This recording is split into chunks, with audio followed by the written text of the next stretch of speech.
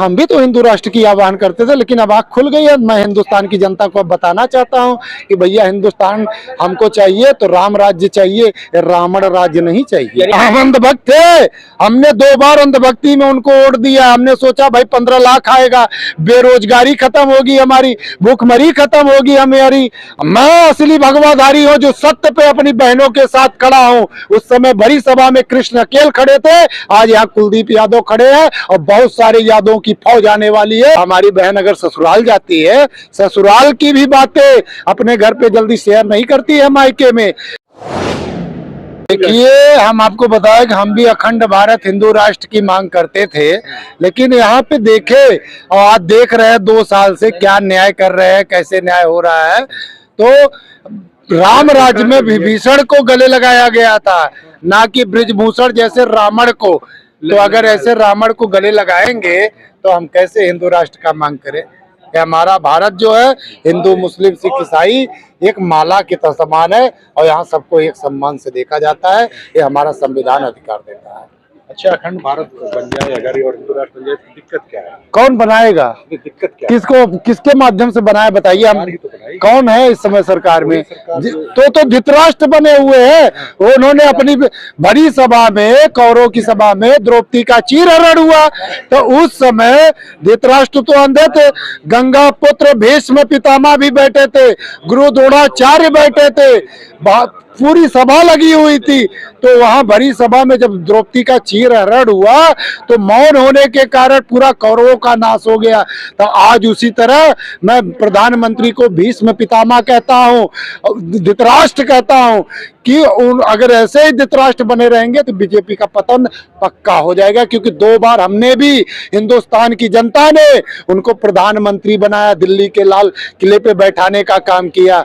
अब हमने देख लिया कि जिसको जो बेटियां देश के लिए मेडल लाई विदेशों से इतना परिश्रम करके, ब्रिजभूषण शरद सिंह एक है, वो बोलता है 15 रुपए का मेडल आता है, 15 रुपए के खरीद के तो फिर प्रधानमंत्री को दे देता। परिश्रम करना पड़ता है, दिन रात मेहनत करनी पड़ती है। आज उसकी बेटी प्रधानमंत्री की यहाँ बैठी है सड़कों पर, आ जाए माफी मांगे और पूरे हिंदुस्तान की जनता से माफी मांगे। और इन बेटियां अगर माफ कर दें, और तभी तो माफ करेंगी जब उनको न्याय मिलेगा। आप सब ये भी प्रश्न गोदी मीडिया उठाती है ना, उनकी गोदी मीडिया, वो बोलती है कि इतना दिन बाद ऐसा क्यों आया सामने, इतना दिन बाद ये लड़कियां सामने क्यों आई और शोषण के बारे में बोल रही हैं। तो आपको ये भी बता दें कि हमारी भी बहन है, हमारे भी भाई बॉर्डर पे रहते हैं और हमारी बहन अगर ससुराल जाती है, ससुराल की भी बातें अपने घर पे जल्दी शेयर नहीं करती है मायके में। जब उनको काफी अनुशासन हो जाता है कि मेरा भाई मेरा बाप मेरे साथ है, तब बोलती है। इन बेटियों ने लिखित ज्ञापन प्रधानमंत्री को भी दिया, रक्षा मंत्री को भी दिया, लेकिन उस समय आंखें भी चली गई, कान से सुनना भी बंद हो गया हमारे देश के प्रधानमंत्री से। आज मुझे बहुत कष्ट हो रहा है कि ये सारी जनता जो बोल रहे हैं ना आपके मीडिया वाले कि यहाँ राजनीति हो रहा है, यहाँ राजनीति नहीं हो रहा है। यहाँ तो बीजेपी वालों को आह्वान किया जा रहा है कि आप तो सत्ता में हैं, आइए और आपका वेलकम है, क्योंकि आपके पास पावर भी है, न्याय दे दीजिए। ब्रिजभूषण शरद सिंह को क्यों नहीं अरेस्ट किया जा रहा है? नार्को टेस्ट के लिए पहले तो बहुत उछले ब्रिजभूषण शरद सिंह कि मैं नार्को टेस्ट के लिए तैयार हूं। जब हमारी बहनों ने बोला कि आ जाओ नार्को टेस्ट हम पूरा लाइव करेंगे, तो मौन हो गए, उनका भी मुंह ही बंद हो गया। कोरोना जैसे नहीं होता मास्क लगा देते हैं, मास्क ही लग गया, प्रधानमंत्री को भी लग गया, ब्रिजभूषण शरद सिंह को भी लग गया। ये समय बीजेपी के सभी नेता मौन है, क्यों नहीं आ रहे हैं? यहाँ आप भी आ रहे हैं, शिव सैनिक भी आ रहे हैं, सभी धर्म को मानने वाले हैं, जिसका जमीर जिंदा है इस धरती पे आ रहा है। और वही धरती है जहाँ हरिद्वार, हरियाणा की धरती जहाँ कुरुक्षेत्र हुआ था। मैं कुलदीप यादव हिंदुस्तान की सभी आवाम से, सभी आवाम को आह्वान करता हूँ कि आज आपकी बेटी का सम्मान की बात है, इस धरती पे आए और अपनी बेटियों के लिए सड़क पे उतर जाए जब तक न्याय ना मिले। तब क्यों चुप थे जब बिल्किस बानो के बलात्कारियों को माला पहनाई गई थी? तब नहीं लगा कि भगवाधारी आपका अपमान कर रहे हैं? आपका जो कलर है भगवा, जो धार्मिक प्रतीक है जी, उसका अपमान हो रहा है जब उन्हें भगवा चोला बता करके अपने जो संस्कारी बताया गया। हिंदुस्तान की धरती पे कभी कोई चुप नहीं रहा है। जब भी इस धरती पे दुराचारी आए हैं तो उसका खुलकर सामना किया गया है, कभी कोई चुप नहीं हुआ है। आपको बता दें, ये धरती हिंदुस्तान की बुराई, सत्य और असत्य की लड़ाई में हमेशा सत्य जीतता है।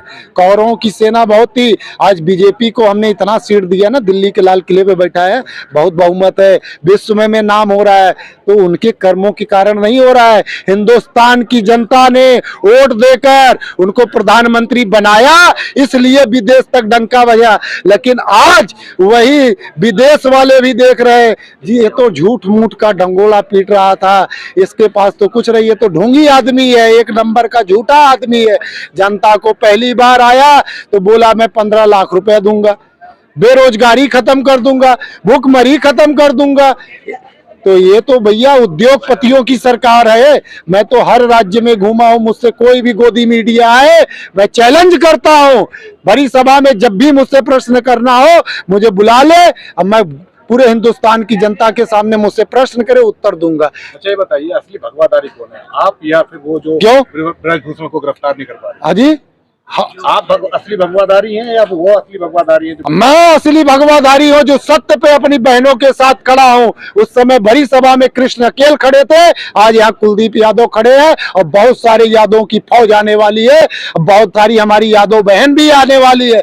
संसद वाले दिन हम 28 तारीख को दिखाएंगे ये जलवा क्या होता है। नारी शक्ति का जब भी इस धरती पे अपमान हुआ है, इस धरती ने करवट बदल दिया है। चाहे आप द्वापर में देख लीजिए, चाहे त्रेता में देख लीजिए, एक कलयुग की सतियां हैं, उसमें तो एक एक सतियां थी, यहाँ 7 सतियां बैठी है। उसी हरिद्वार हरियाणा की धरती से अब एक रण क्षेत्र कुरुक्षेत्र बन गया है। आप धर्म की बातें कर रहे हैं जी, ये बातें उन्हें नहीं पता क्या जो सरकार चला रही है? उनको तो मैं बताया, धृतराष्ट्र हो गए हैं, कुंभकर्ण हो गए हैं, मुंह से बोलना बंद हो गया है। क्यों बंद हो गया है? क्योंकि बृजभूषण शरद सिंह, हमने तो प्रधानमंत्री मोदी जी को दिल्ली के लाल किले पे बैठाया था, गद्दी दिया था, लेकिन हमें तो अब ये जनता भी जान गई है, शायद ये प्रधानमंत्री से भी ऊपर है। उन एक बृजभूषण शरद सिंह का वोट पाकर वो फिर प्रधानमंत्री बन जाएंगे। ये सबक कर्नाटका ने दे दिया है और हर राज्य में अब इसको जवाब दिया। लेकिन अखिलेश यादव क्यों चुप है? और बृजभूषण हमेशा कहते हैं कि अगर हमारी छवि के बारे में जानना है तो अखिलेश से पूछो। अखिलेश यादव चुप इसलिए हैं, तो हम आपको ये भी बता देना चाहते हैं कि कौरव और पांडव दोनों भाई थे, ठीक है। और मैं अखिलेश यादव का भी आह्वान करना चाहता हूं, पंडित धीरेन्द्र शर्मा शास्त्री जी को भी आह्वान करना चाहता हूं, ये दोनों लोग यहाँ पर आए और बहनों का समर्थन करें और इनके न्याय के लिए खड़े हो जाएं। धीरेन्द्र शास्त्री बना रहे हैं, वो तो गाड़ी चला रहे हैं उनकी, हाँ जी, भाजपा के सांसद उनकी गाड़ी चला रहे हैं, अपने हिंदू राष्ट्र की आह्वान कर रहे हैं। देखिए, हम भी तो हिंदू राष्ट्र की आह्वान करते थे, लेकिन अब आँख खुल गई है। मैं हिंदुस्तान की जनता को अब बताना चाहता हूं कि भैया हिंदुस्तान हमको चाहिए तो राम राज्य चाहिए, रावण राज्य नहीं चाहिए। यानी आज आप कह रहे हैं जी कि जो हिंदू राष्ट्र की मांग कर रहा है वो अंधभक्त है। अंधभक्त है, हम अंधभक्त थे। हमने 2 बार अंधभक्ति में उनको वोट दिया। हमने सोचा भाई 15 लाख आएगा, बेरोजगारी खत्म होगी, हमारी भूखमरी खत्म होगी हमारी। आज हमको लाइन में लगा दे रहे हैं। और ये बता दे कि ये आज यहाँ पे सेना हमारी खड़ी है, यहाँ पे उनका अब सेना खड़ी है, अब सेना खड़ी हो गई है, बोल रही है कि पेंशन चाहिए, प्राइवेट कर दे रहे हैं, मेट्रो प्राइवेट कर दे रहे हैं, अग्निवीर कर दे रहे हैं, तरह तरह के इनके प्रोजेक्ट आ रहे हैं। ये हर चीज प्राइवेट केवल उद्योगपतियों के लिए कर दे रहे हैं।